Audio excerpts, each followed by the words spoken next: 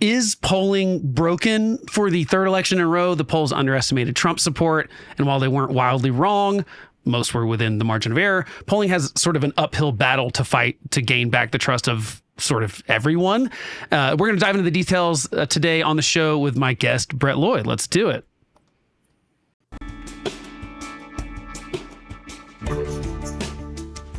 Welcome to The Homeless Conservative, a show about principled politics for exhausted citizens. I'm your host, Blake Fisher, and I'm a political junkie so that you don't necessarily have to be. Thank you for spending some of your valuable time with me. Look, if I'm a political junkie, I'm probably political junkie light compared to my guest.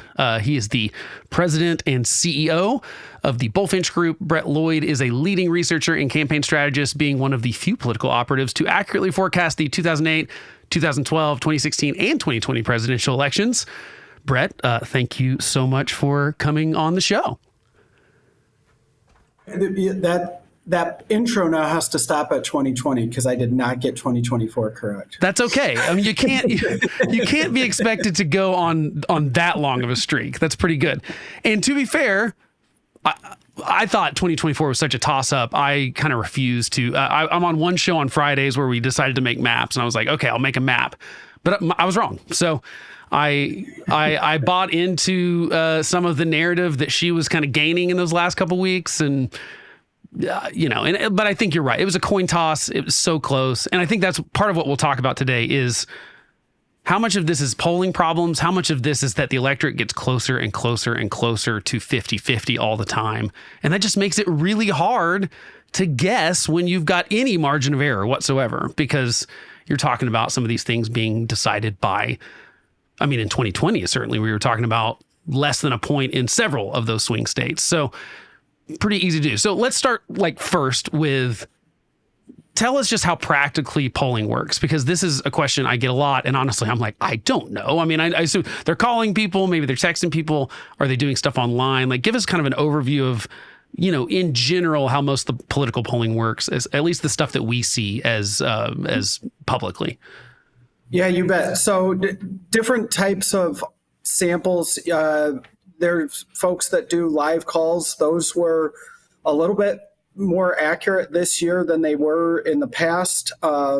There's opt-in online samples where essentially there's a community of folks that get paid a little incentive to do surveys. There's river sample. That was the most accurate this year, in which if you're on a website and it's like, hey, it seems like you might be interested in this kind of stuff, can we ask you a couple questions? And that collects people from all different kind of walks of life to make sure that you're getting a representative sample. There's different probability panels. There's non-probability panels. All of these things, different methods. I will say regarding the methods, none of this, in my opinion, is why the polls have been inaccurate. I believe that the polls are inaccurate because at some point people have to put, and pollsters have to put, an election forecast out. They have to say X amount of people that show up this year are going to be Republican, and X amount are going to be Democratic, and X amount are going to be independent, female, male, whatever. People can talk all day long about what the Latino suburban men did, but when we're starting to narrow this path, polling will catch that sentiment. But what it's really having a difficult time doing is, for this election, for example, even the pollsters that are saying, quote unquote, they got it right or picked Trump, none of the polls I've seen sample is anywhere close to what election day turnout looked like on a nationwide level. So when we talk, if we say that the exit polls, depending on which one you look at, doesn't really matter, but the exit polls are somewhat accurate. We saw a 6-point drop in Democratic turnout. So as a pollster nationwide, if you're not going in and saying, all right, I need to take from election day of 2020 to today, and I need to make the Democratic portion of this survey 6 points less than it was 4 years ago, you're not accurate. The independent jumped from 2020 to 2024. It went from 26% in 2020 to 34% in 2024. It's a big jump. Yeah, if you're not gauging that sentiment jump on election day, you're not getting the accurate polling. Is there a problem because there are people that hate exit polls? They think they're garbage. Is this a situation where both are probably a little inaccurate, and so it's hard? You're having to use exit polls to remeasure your future polls. If so, I would just assume it's kind of a vicious cycle if the exit polls are even off by a little bit. Is that true? Yeah, that's true. I don't think pollsters, by and large, just go off exit polling and trends, though. It'll be like voter registration statistics. We have data universes that show us trends within the state based on commercial data points that get modeled and stuff like that. But on a given election, I mean, when you see a 5-6 point dropout from one of the major parties, or you see the independents become a larger percentage of the electorate this year than one of the major parties, and that had never happened in the history of politics in America before, unless you were able to gauge that without seeing the election day turnout. As a pollster, you got it wrong. And not to mention, so independents are specifically interesting to me because you're right. We've got more of them now than we have Democrats or Republicans as individual parties. So the problem is you're always trying to look back, but I'm sure a lot of those people left their parties since 2020, which means even your data from 2020 is now outdated, right? Because you've now got more independents, and now we got to know, but will they show up? Will they vote at all? Will they vote? Will they just kind of, a lot of them just kind of fall back to what they previously were and are going to vote for the lesser of two evils that kind of comes from the side that they're most likely to go to.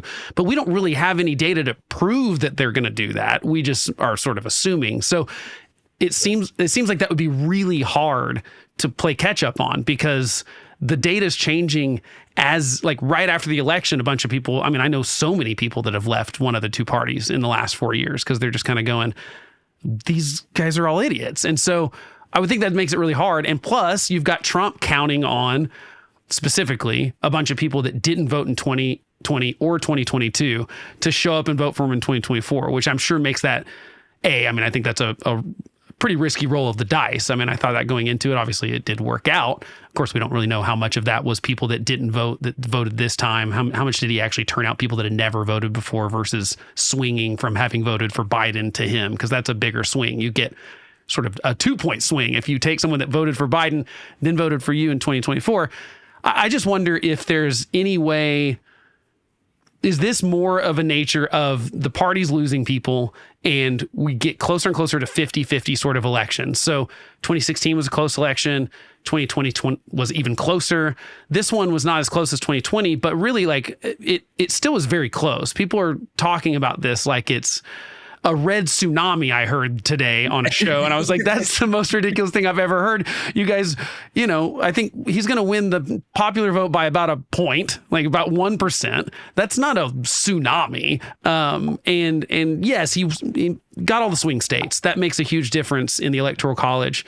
But most of those states, he wasn't winning by, massive margins, bigger than 2020. Well, you're saying, and this is another problem that pollsters are going to run into. You're saying you're not saying like the Republican Party, right? And so when he is not on the ballot in 2028, right, or 2026, right? Or even now with split ticket voting, you mentioned these states and a red tsunami. We're seeing ticket splitting, which is really hard to gauge in polling. Of if you were to ask the Republican Senate candidate in Arizona, Nevada, Wisconsin, or Michigan, if it was a red tsunami, they would say, well, I'm looking for a job. Yeah, they're right? They all lost. The gubernatorial candidate in North Carolina, right? I just named 6 of the 7 toss-up states in which a Democrat won statewide ballot after Trump. Right. So how do you gauge that split ticket voting nature now? Which is really hard because Trump is a specific anomaly that doesn't exist anywhere else, essentially. Because really, I think the only time that happened was Lisa Murkowski in Maine, right? Is that the only other time that we've had in the last several years that we've had a president win the state It's and the very opposite party. obscure. Yeah. Yeah. Yeah. And obviously they flipped some of them. Yeah, but not all of them. No. So Well, and also the other point that I'll make to this red tsunami, and not to just beat on kind of Republicans after quote unquote the Republicans had a great year. I mean, there's a decent chance that Republicans have a narrower margin in the House this next Congress, than they did in the past Congress. Yeah. Right. Which was like one of the narrowest ever, right? In the last Congress. So Right. So hard to say tsunami on that front. The other aspect that I'll say is we are talking a lot about Democrats and independents, but actually the Republican percent of the electorate came down this year from 2020. It's anybody who was like, well, I got a gut feeling that the Republicans are going to show up and show out for Trump. That gut feeling, actually, data says that's incorrect, because they made up a lesser percentage of the electorate in 2024 than they did in 2020. And if you go through exit polls, really state by state, like Arizona, 99% of Democrats that went to the polls, self-identified Democrats, voted for Harris. Only 92% of Republicans voted for Trump. That's across the board. Yeah. Georgia, Democrats voted at a higher intensity for Harris than Republicans for Trump. In Michigan, in Nevada, I've got the data in front of me. In Pennsylvania, in Wisconsin. I mean, independents are the ones who saved Trump. Mm-hmm. It wasn't that Republicans came out and every person that self-identified as Republican voted for Trump. So it's a little bit of an anomaly when I'm hearing on the news that this is a red tsunami and that Republicans really showed up for Trump, because both of those things aren't backed by data. Yeah. So you don't think it's necessarily that the polling is not talking to the right people. You think it's just that they're not weighting the results correctly to accurately represent who actually shows up at the polls? Or do you think it's a little bit of both? A little bit of both. This year, herding, if you don't know the word herding, like herding cattle, herding sheep, go look that up, because this year, more than any other year, I saw political herding. Nate Silver wrote a piece on it. He looked at one pollster's state by state poll and said the chances of getting these margins this close on each one of these states without hurting was 1 in 9.2 trillion. Like the statistics just aren't there for it. That's kind of so huge. A lot of pollsters are just like, let's make our polls look close, and then we won't be an outlier, and then we won't get in trouble for saying that the race isn't close. So I think that herding was a really big problem this year for the polls, and really not taking into account the swell of independents that are going to show. I mean, that's just something that in previous elections we've never seen an electorate look like this. And the problem you run into as a pollster is you say, I think it's going to be around here. So me, myself personally, I don't weight data, which in this election, I didn't set my flex quotas far enough. So what I mean by that is you can either, after you get out of the field, look at it and say, listen, I talked to 1,000 people, but it came out at 56% female, and that's probably not going to be the electorate. It's going to be more like 53%. And they'll weight that down so that whatever. And they'll do that with party. They'll do it. I go in with flex quotas where I say, I think that, let's say the partisanship is going to be 33, 33, 33. Yeah. But I don't know come election day. So I'm going to put a flex quota and say it could be 33 points, but I'm going to put a 3-point plus or minus flex on it. So it could be 36 or it could be 30. Yeah. Right. Well, that 3-point flex that I had on my quotas didn't reflect the bottom dropping out for Democrats or the skyrocketing for independents. So my polls were wrong. Yeah. And I didn't weight mine. I said, let the sentiment talk to us. And I still wasn't able to capture it with a flex quota. Yeah. So that makes me wonder, do you think that's uniquely though, because 2024 has a lot of weird things that went on. Obviously we had Joe Biden with the debate in June. He drops out in July. We've got a near assassination on Trump, times 2. I mean, the first one really was the one that probably made a dent. And then you've got Kamala Harris that comes in. Is 2024 just kind of an anomaly of an election, do you think? Or, I mean, because we got closer in these polls than 2016 and 2020, or at least what I see. Do you think that's the case, that the polls were closer in 2024 than they were in 2016 and 2020? Or I think that, honestly, I think the pollsters got skittish about being wrong again and just wanted to say that the polls were going to be close. And so kind of just, narrowed down the scope and weighted it so it was going to be a 50-50 match. No matter what, yeah. Do you think that that's what internal polls were showing too? Because obviously we see public polls that New York Times or NBC or whoever does, but the campaigns are spending way more on polling than the public stuff we get to see, right? Do you think they were seeing the same thing? Or it didn't seem like in the last 2 weeks going into the election that they were, because I think Trump had some momentum, but it was very clear that like Trump was going on podcasts and doing Joe Rogan. Kamala seemed to be panicking, not super publicly, but it was pretty clear by the movements and stuff and what they were doing and kind of the sort of media blitz she did a few weeks before the election, that clearly they had something that showed them it wasn't working, their initial plan to just like never talk to the press. So, I mean, do you think they were seeing the same sort of 50-50 thing, or do you think they were getting better results because they were paying more money? Well, they're going to get better results because they just have daily tracking in each one of these states, and they're able to put a model on that looks like a Dem heavy model or a light Republican model or a heavy Republican model. They've got the rainy day model. If there's a hurricane in Florida, North Carolina, Georgia, whatever, they've got the money to be able to kind of forecast all of those things. At the end of the day, it's really hard to parse out when you're getting high intensity from self-identified Democrats saying that you're going to vote for Harris, and then asking, are you going to show up to the polls? And they say yes, but then at a 5-6 point lesser amount, that drops off.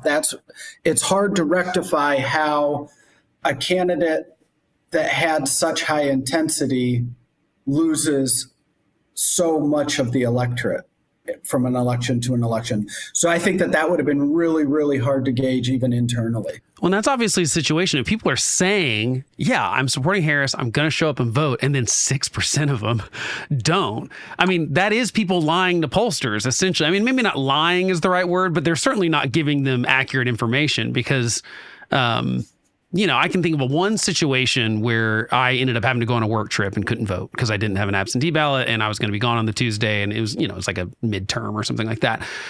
So I know that happens, but it probably doesn't happen at 6% of Democrats, right? So is there a situation in polling where people are giving the answer they think they're supposed to give, and and instead of what they really feel? Yeah, NPR just had a pretty decent interview with a sociologist talking about social desire and coming out and saying you're for something that's a little less favorable than something else. And so I'm not suggesting that favorability played a giant role in this election at all. Harris's favorability numbers might have been slightly higher than Trump's. I mean, barely. Yeah, these were the two really unliked candidates, just like they were in 2020 and 2016, right? Yeah.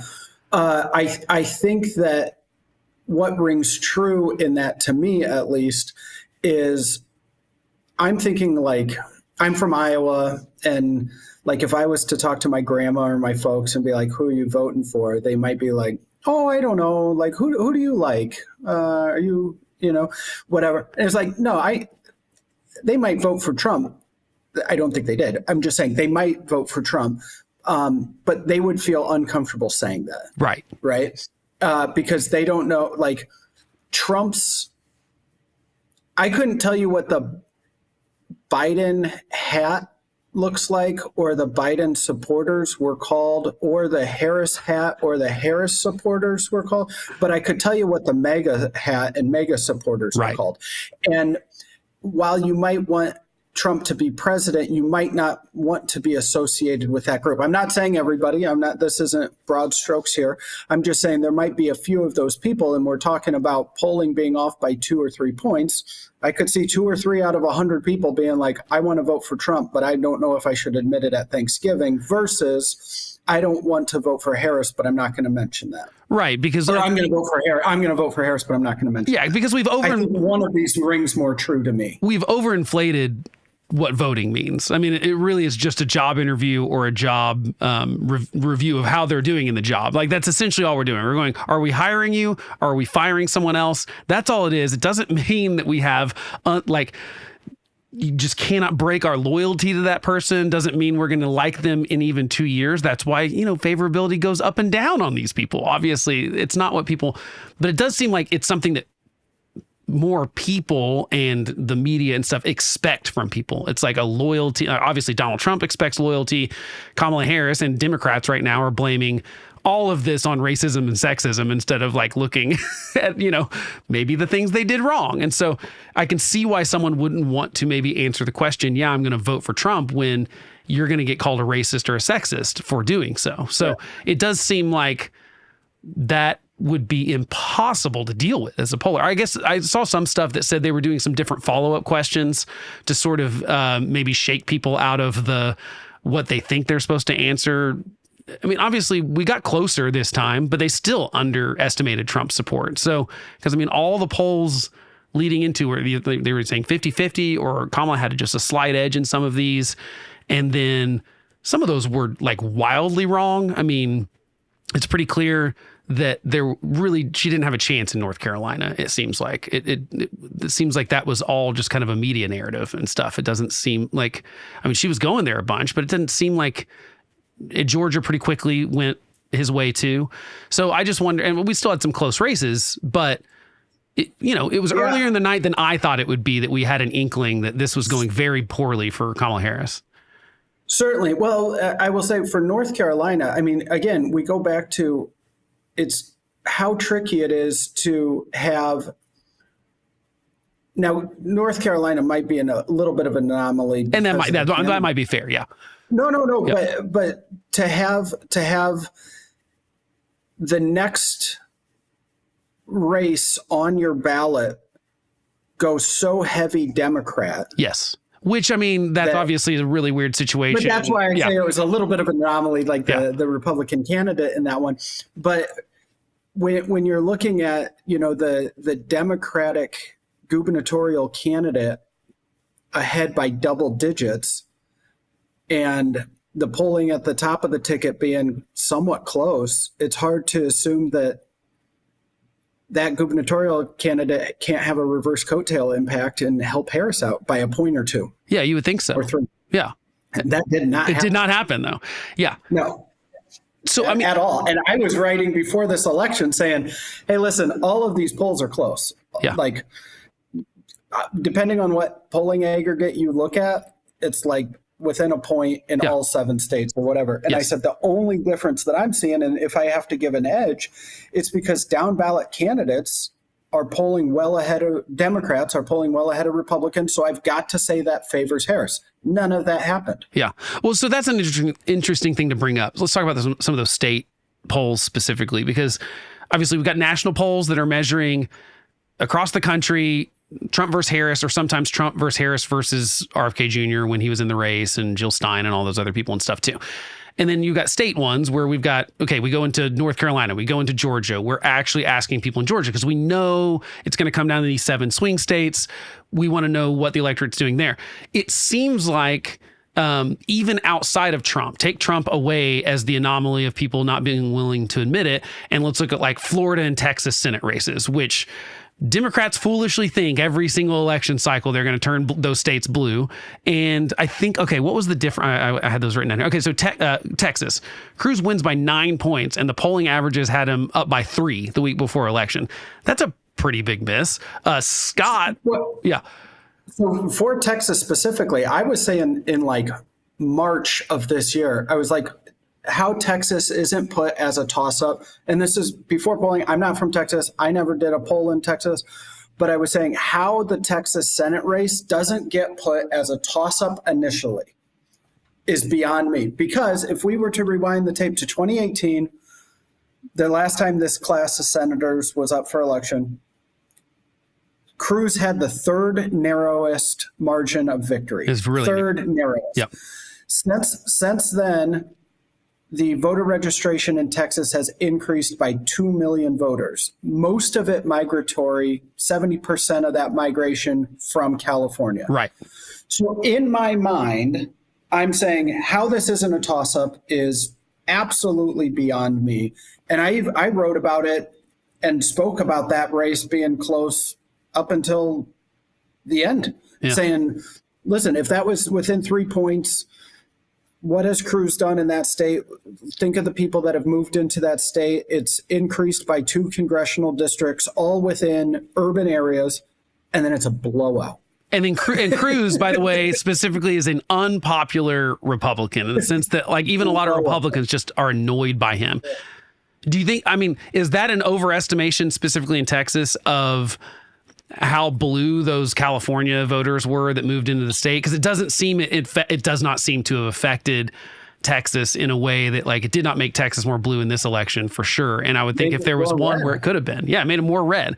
So, you know, it's not just Trump because there's that situation. Same thing in Florida. Scott wins by 13, even though the polling average had him up by 3. I mean, that's a huge difference between the two. And is it the same problem in Florida? Did we overestimate the people that moved from places like California or New York or wherever? Because Florida saw a lot of migratory increase in population too. And did we just overestimate how blue those voters would be?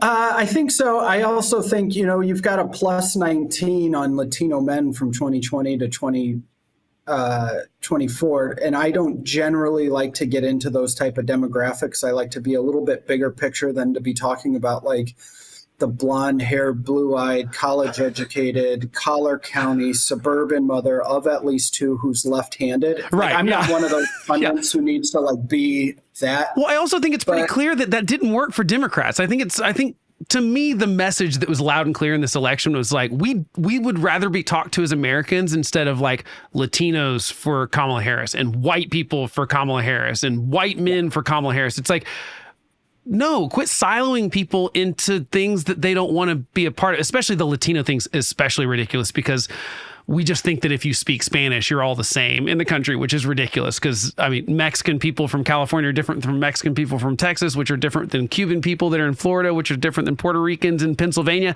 They're not even close to the same demographics at all. I mean, to me, their class makes a lot more difference than their race.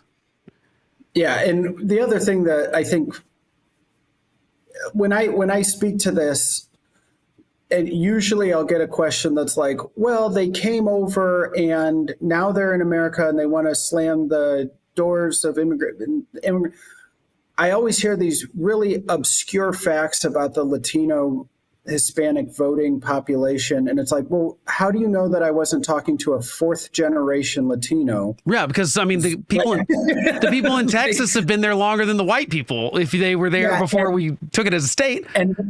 And when we do top issue with Latino among Latino and Hispanics, immigration is like 6th. Yeah. Most important issue. Yeah. It's like way down there. Way down there. It's like, well, Trump won because of immigration, but then how do we kind of rectify that when he's talking about immigration? It's like, well, that's an issue that doesn't really, I mean, jobs and economy, inflation, education, healthcare, all of these things more important to that demographic than immigration. So I don't know. You tell me. Right. And to me, that's the part where you go, okay, will Democrats, will they figure out, and this is more of a post-election kind of thing, but will Democrats or Republicans learn the correct lessons from this election? So far, a week into it, they do not seem to be learning the right lessons because the Republicans think they absolutely slaughtered like 1984 style. They did not. Yes, they're going to probably have all 3, but you're right. The House is probably going to be by a lower margin than they had in the last Congress. They do have 53 seats in the Senate, which is better than I thought they do. I predicted 52. But it's not a landslide. It's not a tsunami. And I don't see any indication that like they won't lose both of those things in 2026 because they're getting a little cocky about, oh, well, we just had this perfect game plan. I'm like, nah, I mean, I think that most people were voting against the current administration. I think it's pretty clear that across the board, basically Trump gained every demographic. I think it's because every demographic was negatively affected by inflation. I just don't think you can get around that when there's an issue that affected everyone in the country. Whereas that's not the case maybe in 2020. I mean, well, it sort of is too, because the pandemic. So I feel like we unfortunately have 2 elections in a row where there was an issue that affected everyone. And that's also rare, right? Right. Well, a couple things. Will the Republicans and Democrats learn anything from this? Absolutely not. I worked. I love the pessimism.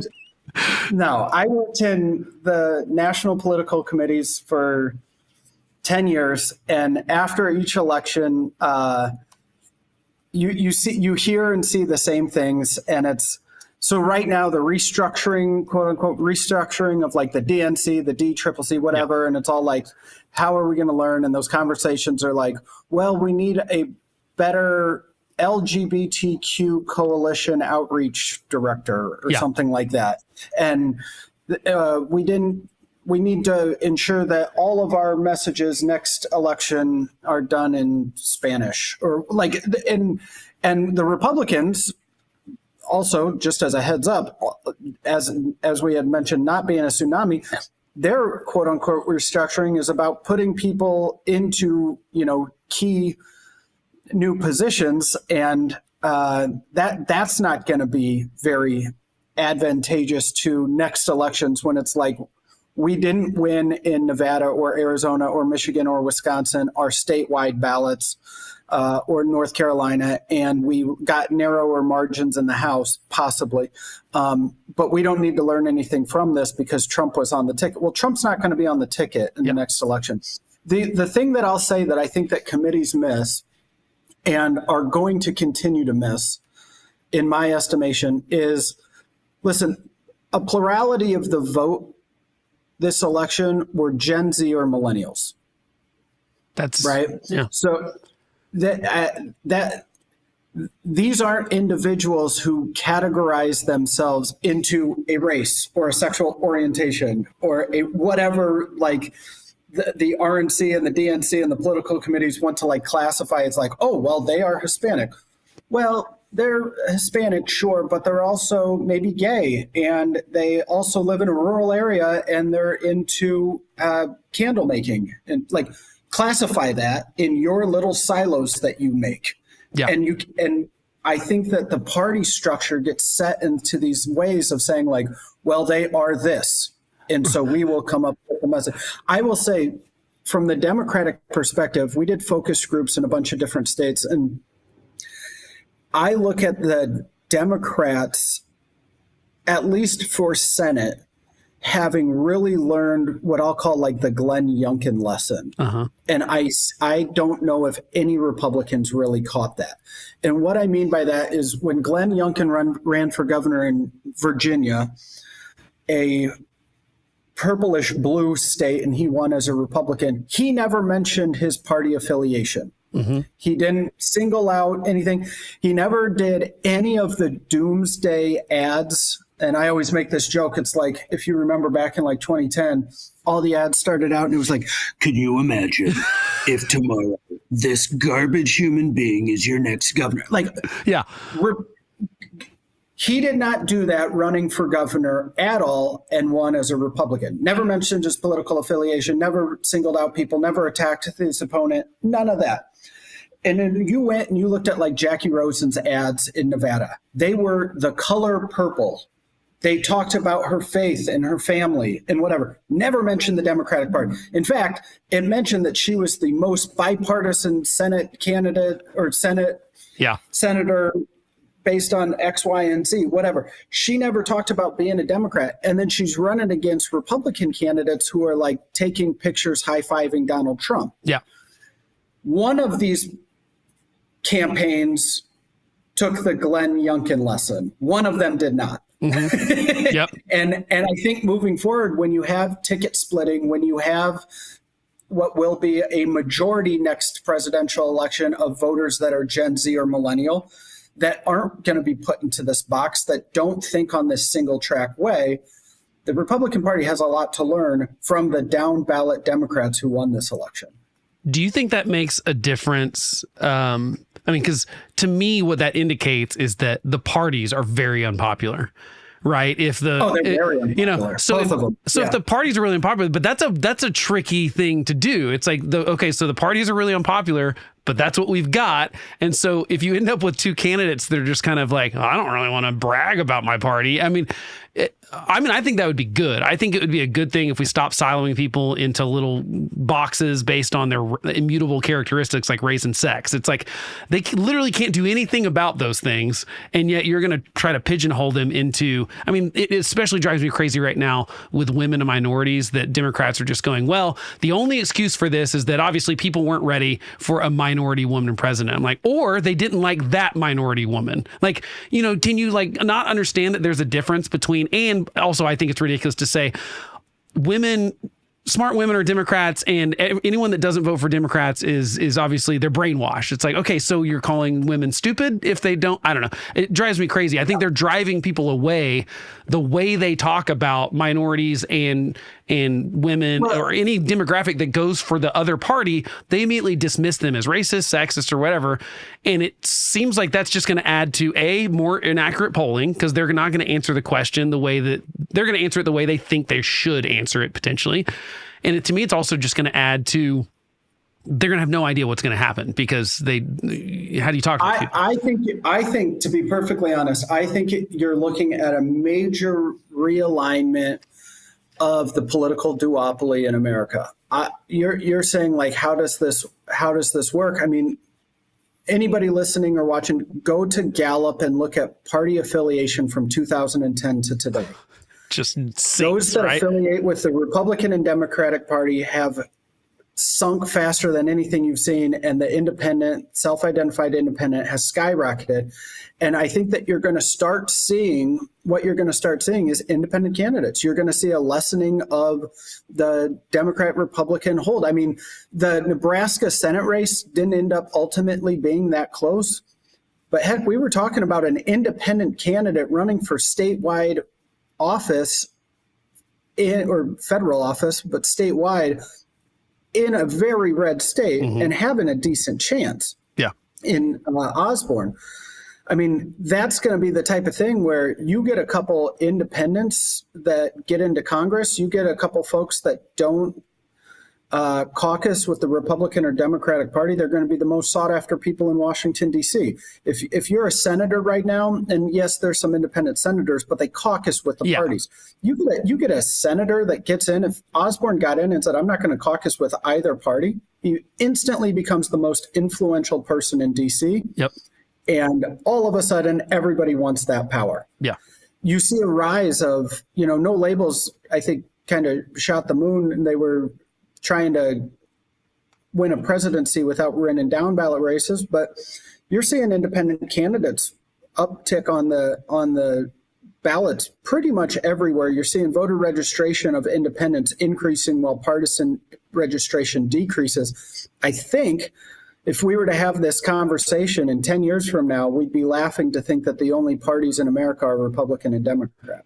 Yeah, I mean, that follows for me mostly because I think as the parties get more, I don't want to say extreme because I don't like using that word but the Republicans are certainly getting, if you go to primaries, because I mean, that's what you're dealing with. It's like most of these states are getting to the situation where it's very safe in the general election. It's just that the primary is really that's where the contest is. So it's Republicans fighting Republicans, it's Democrats fighting Democrats. And for the most part, the way to do that is to be the furthest left or the furthest right. And that's how you get that crazy tiny percentage of the population that it's in the reliable primary voter bases to show up. Well, you're going to end up with, let's not call them extreme. Let's call them fringy. Let's just call them that they don't represent what the most of the voters that are going to vote in the general election they want. Well, to me, that seems a really easy thing. If you've got fringy left person versus fringy right person and an independent in the middle, pick it either way they lean. It just seems to me obvious that at some point those people will start winning because Well, maybe. I mean, I think the biggest problem, the hurdle there to me is that most of the people that are registering as independents are still, for the most part, falling back and voting for the Republican if they were a Republican previously, or the Democrat if they were a Democrat previously. But if they have a third option that's an independent, I do think they'd potentially break. They obviously disliked something about the parties where they left them. And so they're signaling that pretty loud and clear with their registration as independents. It just seems weird to me that Democrats and Republicans are not picking up on the fact that those are gettable voters, but maybe that's just because they're worried about their primaries and not really worried about the general elections in states where, it's pretty, there's a reason 43 of the states were not going to be, we weren't even looking at them on election night, is because we assumed their house is going to go this way. That's why polls close and immediately NBC can be like, we're calling Iowa for Trump, because they don't need to wait for even 30 seconds to know how that's going to go. That's a long-winded way to say, do you think it's more likely that those independents continue to actually not just signal with their changing of registration, but actually start voting differently? Because I just, if you really break it out, I mean, it's like, and I haven't looked at this yet, but to look at like how many independents, let's say, like go back in time and see where they were, I'm going to guess most of the ones that carried Trump used to be Republicans more so than they used to be Democrats. Just a guess in 2024. Yeah, it's going to be really tricky, I think, learning these lessons from a party. When we do polling and we ask, what would be the best representative, what would be the best characteristic for a representative to represent your congressional district, or however we word it, not that clunky. It'll be like, you want a member of Congress that'll go to Washington, D.C. and work and vote with Republicans? You want a member of Congress that goes to Washington, D.C. and works and votes with Democrats? Or you want a member of Congress that goes to Washington, D.C. and works with both Republicans and Democrats in Congress? The one that's bipartisan or tripartisan, or however you look at it, always gets a majority of vote share from people. They say, or support from people. They say, that's what I want. Yeah. That's the type of person I want. And then we just finished an election last week, and all of a sudden, and I'm in Washington, D.C., it's hurry up and get to your sides quick. Do the most damage to the opposite side so you can get that nice committee seat or whatever it is.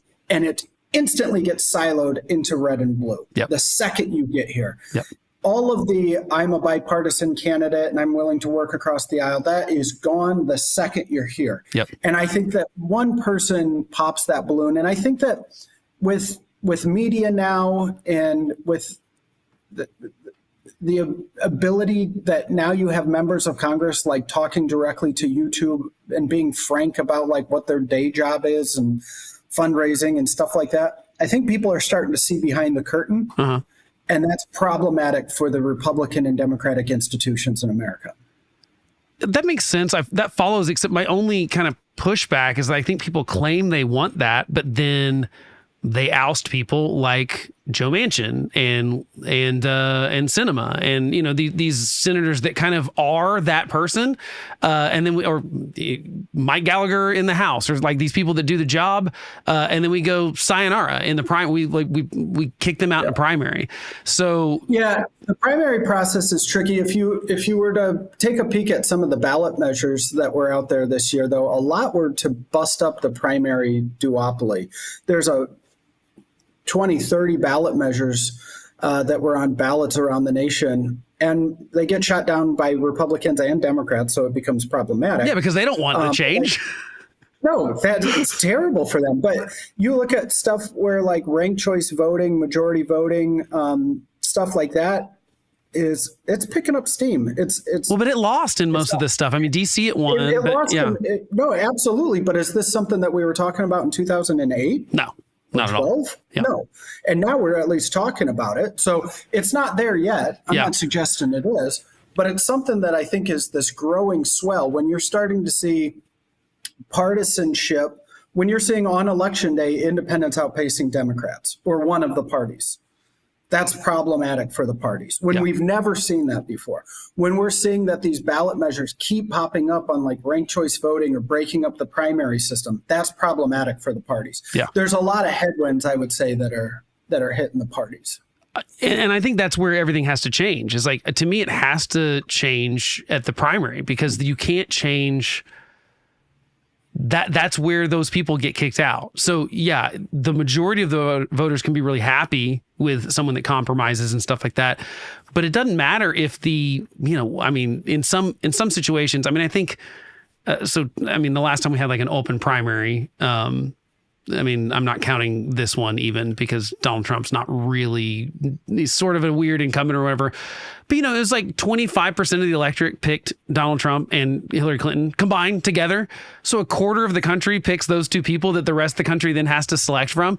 And even within those, you got to think that there's a bunch of states that were way down the line that didn't matter and stuff like that. So you're really talking about just a tiny fraction when you're talking about the presidential race specifically, but obviously even in senator races and stuff like that, you've got to talk about a small turnout. And the truth is, Democrats and Republicans are happy to have those small turnouts a lot of times because it's their base and they know exactly how to talk to their base. I don't see anything changing until primaries change. And Glenn Youngkin's a great example of someone where the Republican Party in Virginia kind of went, oh, you know what? It's COVID. We could kind of use this as an excuse to do a slightly different primary. And they essentially it was a little smoke-filled roomish. It wasn't, which I don't mind at all, by the way. I'm not giving that a negative connotation, because I think that we've only had a downgrade of candidates significantly since we've introduced primaries, if you just look at the course of history. So that's a situation where the state Republican Party decided, okay, you know what? We don't want a Trumpy person. We've seen that they lose because they had seen 2018 and 2020, right? Because wait, is Youngkin 2020? That's right. He's elected in 22. They're off years. They're off year, or they're 21, or whatever. It's a weird, they're in the odd year. So, I think they learned that, okay, all the Trumpy nominees end up losing. They win in primaries and they lose. That's why Democrats were giving them money sometimes in situations, because they're like, that's the person we'd rather go against in the general election. They'd be easier to beat. And they kind of threaded the needle with Glenn Youngkin and found someone that was like a Republican and then ran a race in a way that was it wasn't MAGA-ish. It wasn't any of that kind of stuff. And he wins. And he's a popular governor too. But it just seemed like that was an exception and a weird way that they worked around it during COVID. But we didn't see really anything since Youngkin, to me, that is super encouraging as far as, I was certainly looking at the Nebraska race to see like, can an independent get close to beating someone? Didn't end up being as close as, we only had like one poll from that wasn't an internal poll. So it was kind of hard to tell what was going to happen anyway. But I just haven't seen a lot of silver linings since maybe like Youngkin, and I'm trying to think if there's another one that off the top of my head where I was like, oh, look, it's people being adults and being reasonable and stuff. It just seems like everyone else is going full fringe to the sort of extremes. I think we have to see a change with Democrats on some of that kind of stuff. I think that there's no way they don't, at least even if they don't talk about learning the lesson of some of the kind of woke things and the things that just were so ancillary to voters' concerns, they were just like, look, if we don't care about land acknowledgements. And that's a great example of something where like the Native American vote went just like more than any other demographic went overwhelmingly to Trump. Now Oklahoma might have something to do with that because every single county here went for Trump, as did the last several elections went for Republicans, and we've got a lot of Native American population. So maybe we contributed that significantly. Maybe their oakiness is more to do than their Native Americanness, which I think is totally plausible because I don't think most people think of themselves as a race primarily. So I just wonder, like, do you see silver linings in other races? Even congressional ones. I pay less attention to congressional ones just because there's so many of them. Yeah, I don't know. I'm actually, the whole time you were saying this about and like silver linings and stuff, the thing that I was stuck on in my mind was that we're this 50-50 country. I remember doing the numbers. I went to school for numbers, and obviously not speaking or podcasts, but I remember Trump at the RNC was saying he wanted to be, when he was on script, he said he wanted to be a president for 100% of the nation, not 50% of the nation. I think he was referring to his vote share at the time. He was getting like 45% of the vote in the national polling. And so whatever, I guess that makes sense kind of if you squint your eyes and look at it.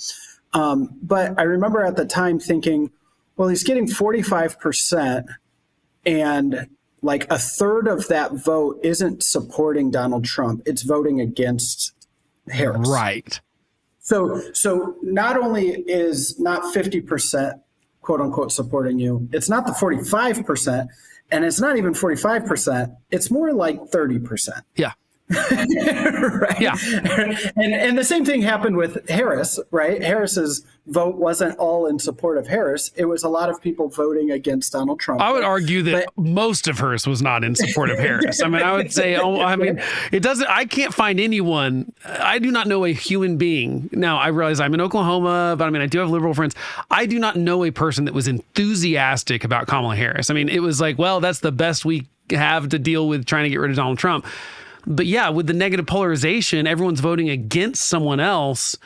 The parties tend to think that they have. And that's not support for a candidate. No. So in my mind, when you're saying this kind of silver lining and we're talking the primary system, the only thing I can keep thinking in my mind is at the time, at the close of the RNC, we've got the Republican nominee then, not the Democratic one, saying, I don't want to be for 50%. I want to be for 100%. And instantly my mind went to, right now you're supported by 30%. Yeah. That's where my mind went. And if Harris was to do the same thing, she's supported by 30%. And to say that both parties have support then of 60% of the electorate in total. Mm-hmm. There's a huge becomes chunk. Very problematic math in my mind. Yeah. and you would think that the lesson learned, because to me, the very obvious lesson is 2016 is a referendum on the last 8 years, specifically probably the, last 6 of Obama's term specifically. 2020 was obviously a referendum on Trump. To me, it was just obvious. People went, we're tired of this. It's exhausting. And Biden comes in and promises to sort of be the adult and get things back to normal. He does none of those things. And whether we can argue that, I mean, I've had that argument with lots of people. Some people think he's very consequential. I don't think he was, but I certainly think he didn't do the things he said he was going to do. And he lied constantly about like, oh, inflation is going to be temporary. Don't worry about it. And you just can't, like, to me, this is so obvious. There was no chance Harris, who was in the Biden administration, was going to be able, without at least attempting to throw him under the bus, was going to be able to distance herself from him. And this was clearly we don't like what's happened the last 4 years, and we are willing to give Trump another chance, even though we didn't like him 4 years ago. To me, that negative polarization is not just a Democrat-Republican thing, obviously, because there's a bunch of independents that swapped back and forth. I mean, you've realistically got voters that voted for Barack Obama and then Donald Trump and then Biden and then Trump again. That's a weird voter unless you think of it as I'm firing the person that's in office right now. I'm not hiring someone else. We have to do both at the same time. And I think most people are firing people with their votes. I don't think that really people are going, oh, I think that I like this side better than this side. They're just going, I don't like the people that are in power right now. It seems like the parties would figure that out and go, hey, all we have to do is do the things that we said we were going to do, or at least not do the things that piss everyone off, which is not, I realize, governing is not easy, but it does seem like Biden, if he just would have done the things he said he was going to do, if he would have, the inflation stuff's ridiculous. Not open the border up, not done extra inflationary spending, and even just like walked away from it in 2022 or 2023 and said I was going to be a bridge to the next generation. Maybe things work out differently. I think there's like 3 or 4 things that he can do differently that change that. I think that most people are just rejecting soundly Biden's legacy, and they're rejecting Harris with them and kind of the whole party, because the whole party is trying to convince us that everything's fine. Like, oh no, Biden's great. He's consequential. He's the best president ever. He should be on Mount Rushmore. There's like sort of this ridiculous stuff. And I think people just don't buy it. And I think it's the same. Republicans have the exact same problem potentially when they think Trump is kind of can do no wrong and things. And it's obvious that voters don't feel that way. Yeah, it's going to be, first off, Harris rocking a hard place. Like, you gotta throw Biden, you gotta throw shade on Biden for inflation so that so you act like you know that that's an issue, or so that it comes across like you understand that, but then you got to point, and then it's like, but then you also can't really go too far right without doing that. You can't just start dinging Trump. You got to have like this great vision. She was in between a rock and a hard place, and that becomes impossible. But what you mentioned about just kind of like firing folks, what I'll be interested is if that conversation that you just said and the look back of this election of it was more just firing the people, we're sick of this, we need a new path forward. At the end of the day, this is a one-term president that we just elected. Are you saying this exact same thing in 4 years? I don't know, but it's not Trump, again, that we're talking about in 4 years from today. But it'll be interesting to see if that analysis is the exact same thing of like, people are sick of partisan politics, so the Republicans, had to get out of office. And I have no idea. I can't see into the future. It'll be interesting, though, because when we're seeing this kind of flip-flop of the House and the Senate every election now, and now this is the third presidential election in a row where there's been a party switch, and then Trump's not going to be on the ballot in 28. Is it just another switch and and then we've just become in this perennial game of ping pong? I have no idea. I kind of feel like that's where we're headed, only because we've had 3 in a row, and I realize Trump is a unique thing, and even Biden's a little unique because it's really his age that was probably the biggest hurdle for him, for sure. I mean, even Democrats across the board were kind of going like, he's too old to finish a second term. So those were kind of weird. There's a weird anomaly, the Biden-Trump kind of matchup. But I do think that the problem is that everyone goes, oh, like you're hearing Republicans say it right now. They're like, we have a mandate. Like, no, you don't have a mandate. They fired Joe Biden. That's the only mandate, is that you're not Joe Biden. Just like Biden's mandate was to not be Trump. That was it.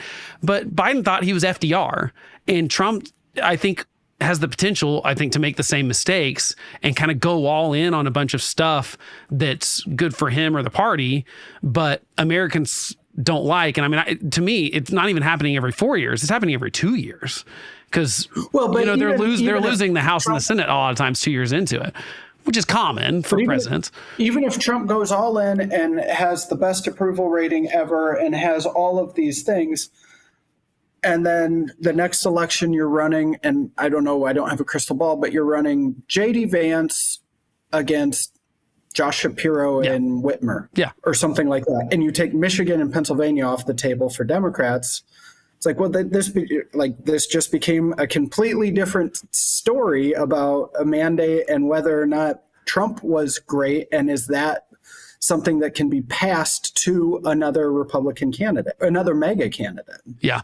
And that's what we don't know. I mean, I tend to think that Trump can't be imitated. I think that he's totally unique. And I don't think J.D. Vance is a smart guy, but I think everyone that thinks he's just like going to inherit the throne of MAGA, I think I think that's pretty foolish. I always say, every time people are like, oh, what's next? I'm like, first of all, tell me who we've been right about 2 years out before an election of who's going to be the nominee even. And we're almost always wrong 2 years out. I mean, like in 2022, everyone was talking about Ron DeSantis is going to run away with this thing in 2024. I mean, that obviously didn't happen at all. So we have no idea. You're right. There's other than I think that generally whoever you think it's going to be, it's not going to be, just because we've been wrong about that over and over and over and over again.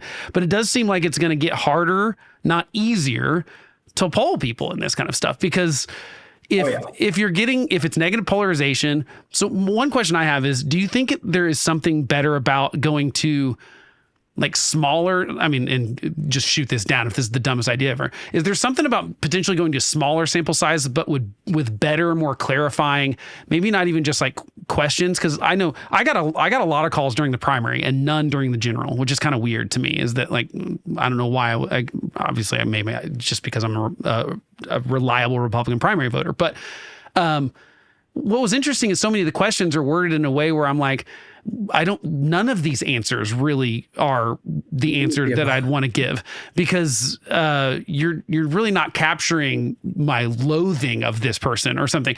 I wonder if it's the questions are not really quite like people are, I have to give answer A, B, C, or D. And I realize that you have to do a certain amount of that, but I wonder how much we're missing of just like the voter sentiment in a lot of this stuff, because it seems like we're looking, it's a 50-50 race, but what we're not really seeing is how pissed off everyone is, or we're not really seeing how mad people are about inflation. We can rank those issues, but we're not really seeing that. Like, I don't care what you tell me about Donald Trump. He's not Joe Biden. Joe Biden made me literally my savings are worth less because of what Joe Biden did. It's really hard to convince someone otherwise. And I wonder if that's more of like, maybe we just use polls for more internal strategizing of the issues that like, that plays well. Like that's an ad that's going to work well because people are telling us they care about this stuff, and less of a prediction. Because I think that's maybe the route they need to go. Does that make sense? So, no, absolutely. I tried a little bit about this. I did a fully unweighted, completely transparent battleground survey at the close of the election, the fucked poll, where I just said, I'm just going to put out some ideas here with our likely voters and stuff like that. And I'm putting stuff on a scale of -1 to 1, because the Likert scale, when it's like strongly agree, somewhat disagree, whatever. Yeah. It's really not, you're leaving a whole bunch on the table. And also when we're doing that with like head-to-head races, it's like, are you going to strongly vote for Trump, somewhat vote for Trump, whatever it is, or support Trump, whatever those questions are. It's like that's not, I mean, we're missing a plurality of the electorate when we're asking those questions of, I'm not strongly supporting Trump, I'm strongly voting against Harris, and that's not an option on here. Yes. Yeah. Right. And so and how intense are you to vote? It's like, I vote every election, or I just got my voter registration and I'm going to go. If you just got your voter registration, you're not making a likely voter poll. Because if you're like 28 years old and they say, hey, did you vote in the last election? You go, no. It's like, okay, well, then you're not a likely voter. You're bounced from that. So I think there's a lot of these things that pollsters need to look at, myself included, of when I'm looking at a race, it's not Trump versus Harris in people's mind. That's not how they look at it. I think they look at it, and it needs to be two completely separate questions of how likely do you see yourself supporting Donald Trump on this election or something, and then it be a scale from absolutely cannot get myself to vote for this guy, a neutral position, or absolutely I'm all in, mega all the way, right?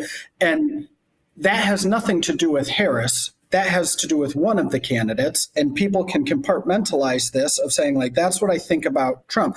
And then also with Harris, you need to ask that question, because somebody could be neutral on Harris, but super negative on Trump. That doesn't mean that they're supportive of Harris, but it might mean that they're going to vote for Harris because they're super or the inverse be true, right? And so I think this just head-to-head question that pollsters keep like ramming down people's throat and then saying like, it's strange it came up wrong and there was so much wiggle room. It's like, well, we're doing the same thing over and over again, and I think we might be asking the wrong question.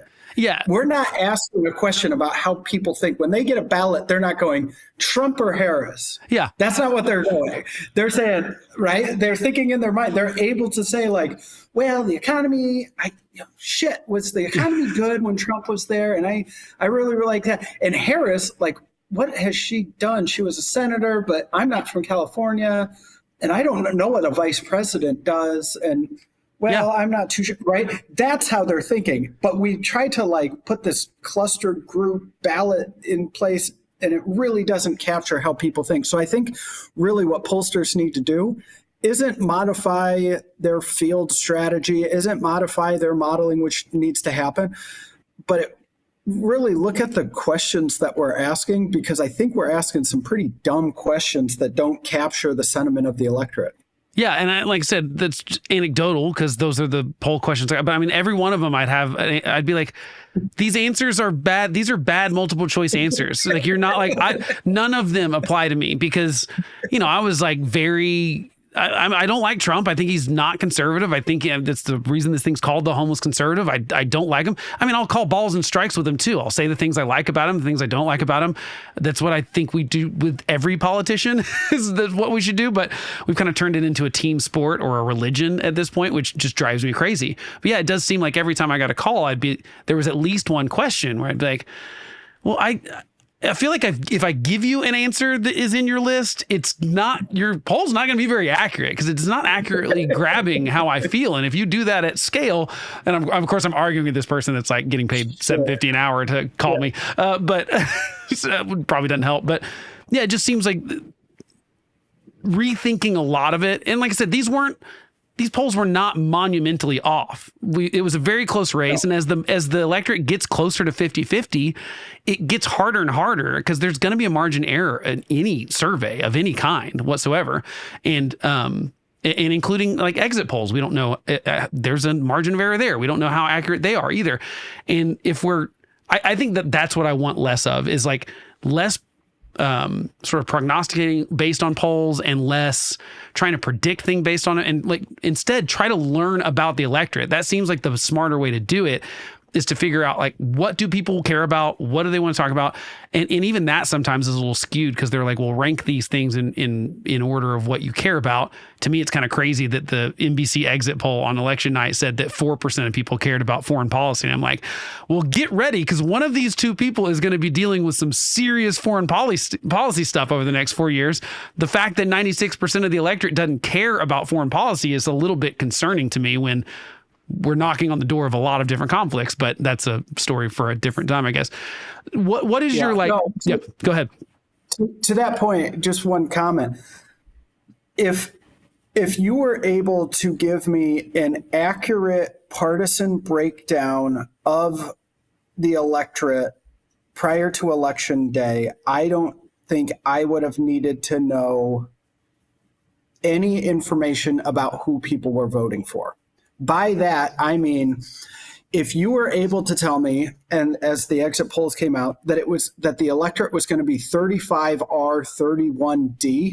31D, I don't need to know that's all anything you need else. Yeah.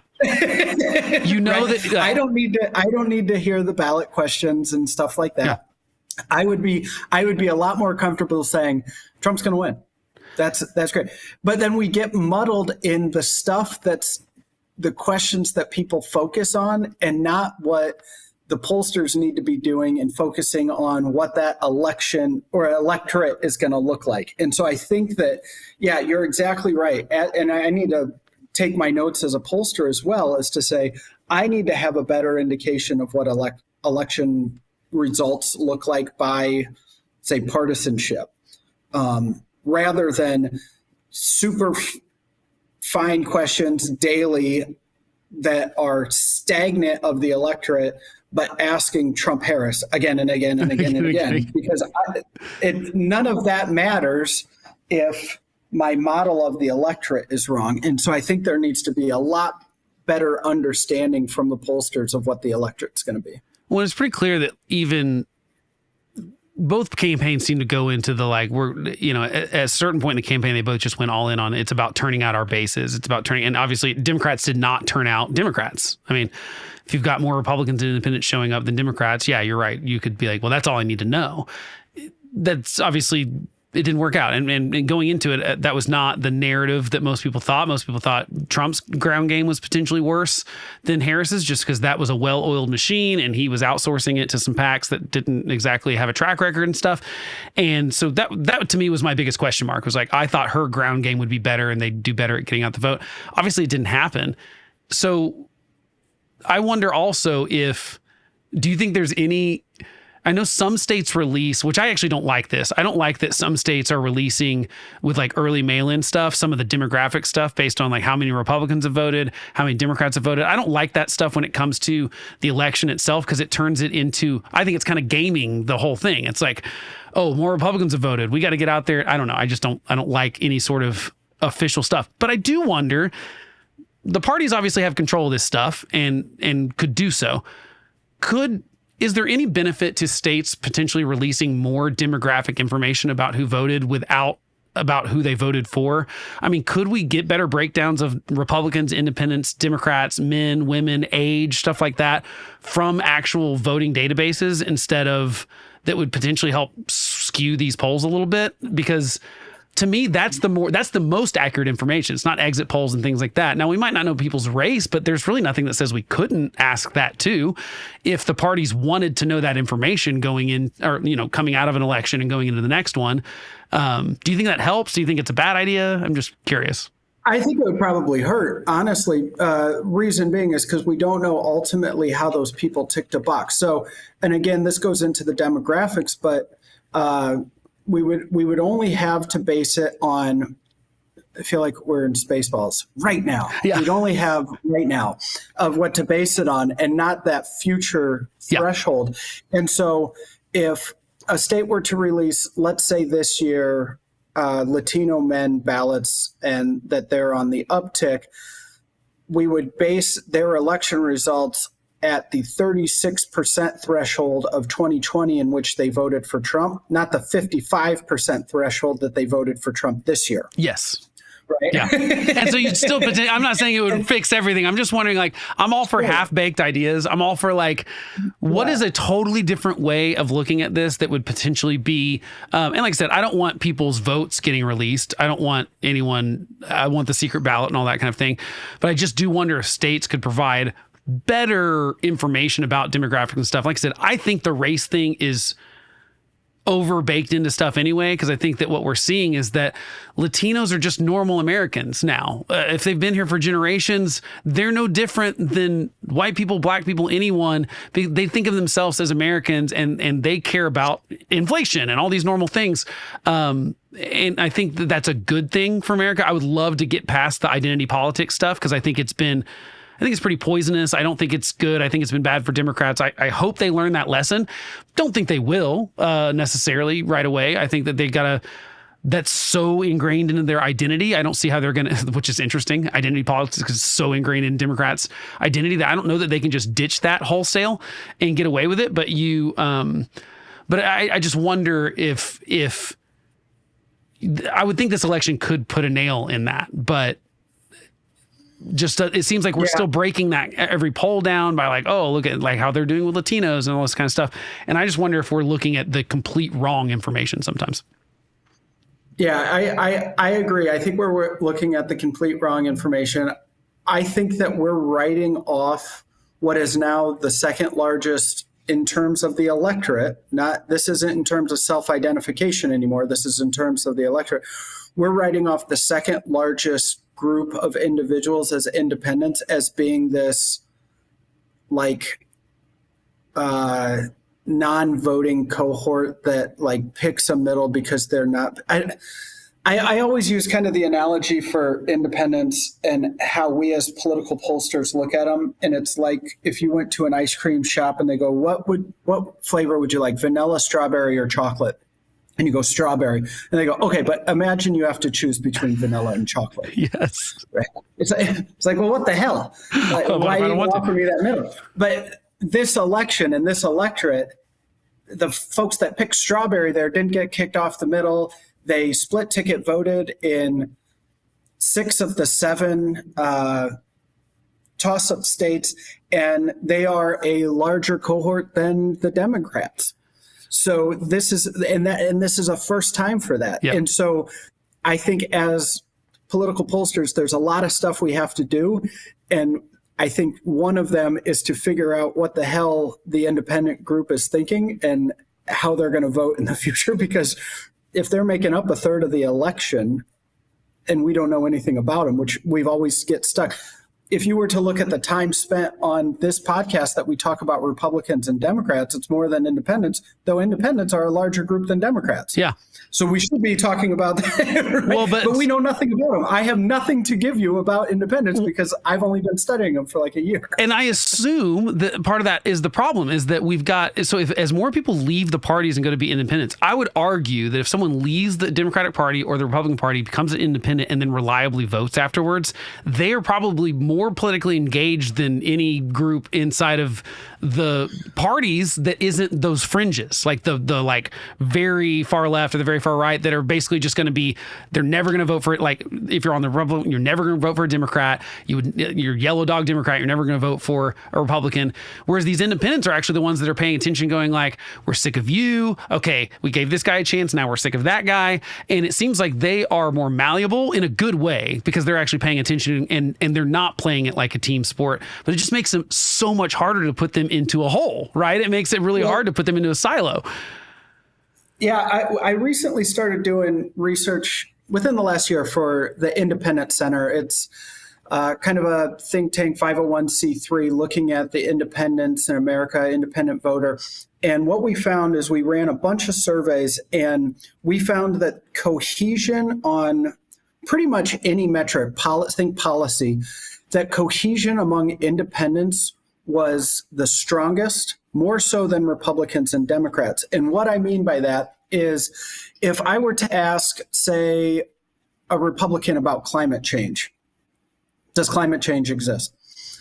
Do humans contribute to global warming? However you want to phrase that. And this could be for any issue. If you're a 78-year-old Republican, you might say no. Mm-hmm. If you're a 24-year-old Republican, you might say yes. Right? And so there's a big discrepancy there. There's not cohesion in the self-identified Republicans. But among self-identified independents, they're the most cohesive political group that we test. That's interesting. Right? And so it's really interesting to say, like, we don't know this, but in American politics, if you think about like the Cook Political Report, or if you look at any forecasting models, or if you were to go look at data trusts data at the RNC or Catalyst, whatever you would look at, we go from a D to R spectrum, right? It's very heavy Dem to likely Dem to toss up to somewhat Republican to lean Republican to likely Republican to very Republican, whatever. That toss up in American politics, that doesn't tell me if it's hyper-partisan, as in 50-50, and it's going to flip-flop because it's just or it's Maricopa County and everybody's an independent and they're going to vote different ways every election. We, in American politics, haven't been able to parse out that center portion of the spectrum, which now makes up like half of all individuals in America. Yeah. And I don't see any reason that's not going to continue to increase, because I don't see that either party has done anything that's pulling people back into their coalition in a way that's not just like a vote here and a vote there. It's not ticked up for, I mean, every single cycle we get more and more independents and fewer Democrats and Republicans. So I think you're right. I mean, it's just about figuring out who. That's interesting that you say they actually have more in, like, they are easier to peg. They're just not easy to peg who they're going to vote for probably right now. Correct. That's the hard part. Yeah. Because they're unhappy all the time. They don't have that dog in the fight, yeah. Right? It's they could vote for Trump at the top of the ticket and Jackie Rosen at Senate, right? Yeah. So I if that trend continues, I think that makes politics where you would think if you just continued that trend, what you eventually get is what I've said politicians need to do all along. I said, I think the mislearned lesson from 2016 is that both Republicans and Democrats, the lesson they learned on the Democrat side, they thought, oh, Bernie Sanders got so close to being Hillary Clinton. Obviously, the lesson learned is we need to be super progressive. This is obviously the complete wrong lesson to learn. I think the lesson learned from 2016 is that people want authentic candidates. I think the reason Bernie Sanders and Donald Trump did well is because they are authentically who they are. Now, Trump's a BSer, and certainly, I mean, Bernie Sanders has some crazy ideas and stuff, but I think people were attracted to the fact that they weren't changing their accents depending on who they were talking to. It wasn't like, it didn't feel, Mitt Romney in 2012 was such a robot. It was so obvious that everything was like, oh, you got to talk like this, and this is what you got to say. And if he just could have been himself, and what happens after every election is that candidate goes on like Saturday Night Live, and people are like, I like this guy, after they lose. And it's like, just be that person and just be authentic and say the thing that's unpopular. I think what we've learned, obviously Trump is a weird version of this, but I think part of the reason Trump gets away with saying things that he says is because people are like, yeah, that's Trump. That's who he is. And I think that Trump's a word. Sorry. No, I think more people should pay attention to the fact that, like, if you come out and you just say the things you believe in, and here's what policies are like, and sometimes you're going to piss off part of your base, and don't do it in a way that's pandering to like, oh, I need to pick up 25 to 30-year-old white male. Like, don't think of it that way. Just like, come out with the policies you think you need to do. Be honest about it. Like, I look at like Josh Shapiro, he's really popular in Pennsylvania. He was kind of for school choice and stuff, which is very like anti-democratic and stuff like that. It didn't hurt him. I feel like there's all these things where we think oh gosh, you can't do that if you're a Democrat, or oh, you can't do that if you're a Republican. And then people buck that norm and they do fine. It's not always the case. Like I said, we've got obviously situations where in the primaries, like we talked about Joe Manchin and Kristen Sinema and all these people that eventually get forced out of their parties because they're not towing the line enough. I feel like the lesson that should be learned from this election and the previous two is, I don't want to say be yourself. That's not the right thing. But like, if you're a good politician, you should be able to go out there and say controversial things or things that maybe that everyone doesn't like, but look at the whole. And it's like the fact that Kamala Harris couldn't full-throatedly endorse backing Israel and had kind of kept hedging for the really kind of pro-Palestinian side of her base, I think it was foolish when like 65% of the country says we think we're supporting Israel or we're not supporting them enough. It seemed like just go with what is popular. Like, I don't want to say populist. I don't like the populist thing, but like go with what's popular. If 70% of the electorate says something, be willing to piss off 30% to get the 70%. Seems like independents would go along with that really well. Well, and I think that's the problem with some of the quote unquote independents that you're kind of talking about. Like Sinema, by turning independent, just pissed off 35% of the people that supported her. Right. And the 35% that are Republican that were never voting for her in the first place still aren't for her because she's now a Democrat in independent skin. Yep. Right. It's like the people that are switching parties are turning off big portions of the electorate. Like, I think for an independent to win an election, they can do it. They can make that switch while in office. But for the election, they need to have not like started out pissing off one of those bases, right? Right. Or having the other side always vote against them. But as far as Trump being this kind of like different beast, I don't know, like in 2016, if you were to look a year prior to the election day and you were to do a national poll and ask people what they wanted in their next president, it was somebody with business savvy, right? It was somebody who was not from DC, was not a political insider that, didn't work here as a senator or something. And it was somebody that would talk to them in a normal tone, somebody that wasn't pontificating they had Romney, they had Obama, who's a great orator, but it speaks to kind of like the policy wonk kind of side. Donald Trump fits those bills. Yeah.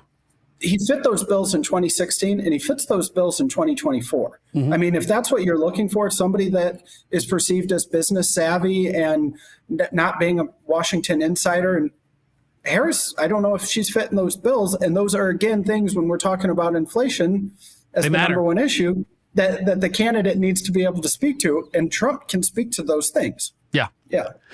Well, it's all really interesting, and I'm curious to see what happens, mostly in that what are the lessons that the parties are going to learn, and I think I agree with you. I don't think they'll learn the lessons they should. I think we'll be right back to 2026, this swinging a different way, because Republicans think they had a tsunami, and Democrats are going to say this is all racism, sexism, and we're going to be right back to where we started in 2026, but maybe someone will learn something. Maybe we'll see. And then I guess we'll see if polls get, I think if either party just gets a little bit more grown up, you don't have an exact 50-50 thing, and these become a little bit more easy to predict stuff. When the margins of victory are within the margins of error on polls, you're gonna have incorrect polls almost every time. I mean, especially when they all push in the same direction. So my only sort of my silver lining in that is that I've said that, like, I don't think voters should pay attention to the polls at all, because we're junkies. We like this kind of stuff. And obviously you do this for a living, and that's great. And obviously campaigns need polling and they need to know that kind of stuff. Although sometimes I think it's led them astray too. Although I think it's mostly from them misinterpreting the data sometimes themselves. I don't think it's so much the poll lied to them. I think it's they go, oh, this means we got to do this. And then they do something foolish. But I hope that voters don't pay attention to it, just because I think that they shouldn't. I don't think anyone should stay home because they think their candidate's going to lose. I don't think anyone should stay home because they think their candidate's going to win. I think that you should go into an election thinking this is a blank slate and pretend your vote matters is the one that's going to decide this thing, and just vote for who you want to vote for, which is also my reason that when people complain about the popular vote, I'm like, let's talk about Republicans that stay home in California and Democrats that stay home in Texas and skew those popular vote numbers. So let's not, like, I don't care about the popular vote, but I hope that people stop paying attention to them and we stop seeing media elevate outlier polls. Because I think that's the other thing that happened a lot in this election cycle was, oh, look, here's a poll that shows that Ted Cruz is going to lose Texas. And let's talk about that in the media for a long time. And I think that it skews a lot. I just think it's a bad idea. So it's like, yeah, campaigns, let's use them.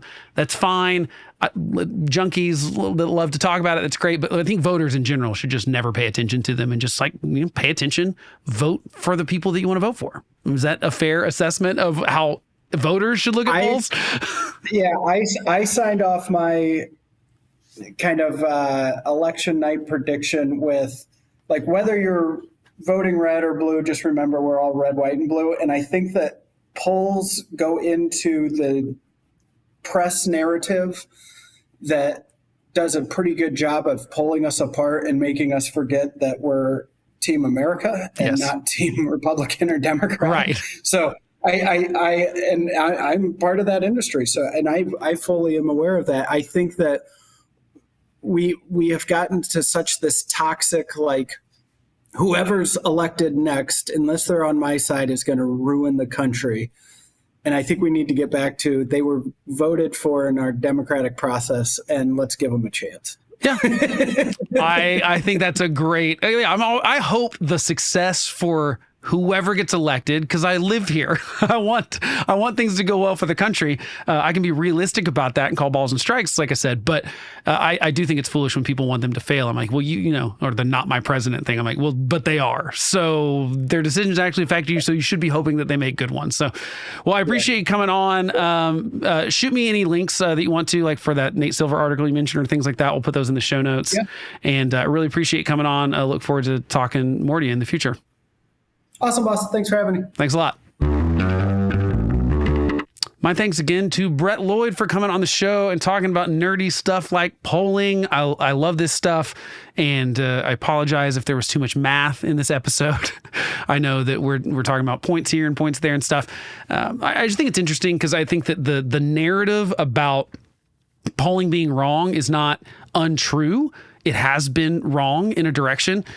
Although, like I said, this election was not that far off. It really was in the lead up to the election. Everyone that asked me my opinion, I go, it's really a toss up according to the data that I have in front of me. One of these candidates could win every single swing state, or they could split them. And I still think that was the case.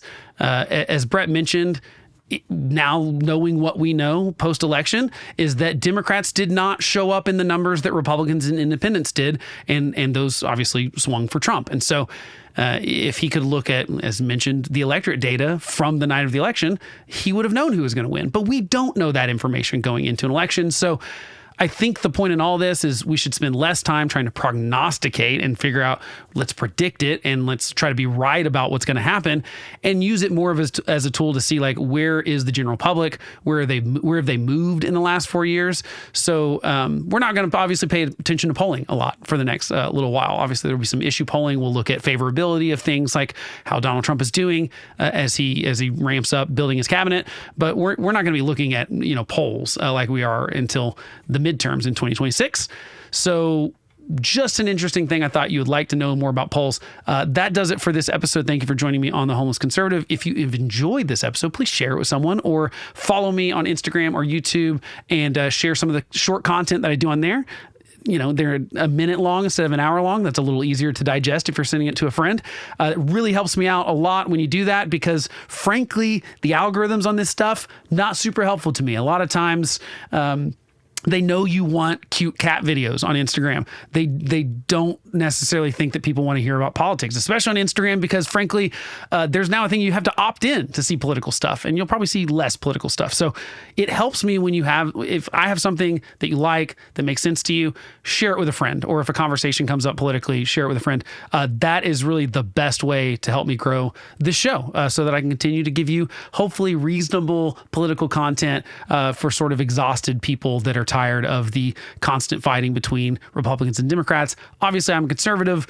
That's my bias here, but I really do want to be fair to Donald Trump as he goes into this. I know I'm not a Trump guy, but I do want to be fair going into his administration, and I'm going to say the things I like about him. I'm going to say the things he does that I think are good, and I'm also going to call out the bad stuff because I'm not strictly loyal to him or hate him.